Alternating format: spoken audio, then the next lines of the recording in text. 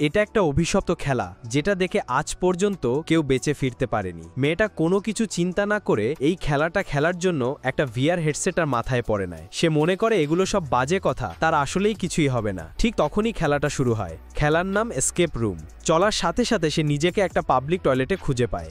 এগিয়ে এগিয়ে সে দেখতে পায় একটা টয়লেটের দরজা খোলা। তাই সে কোনো কিছু চিন্তা না করে এক এক করে সেখানে থাকা প্রত্যেক টয়লেট চেক করতে থাকে। আর একদম শেষেরটাই সে একটা মেয়েকে বসে থাকতে দেখে। মেয়েটার চুল উস্কো খুস্কো, সেই বসে বসে কান্না করছে।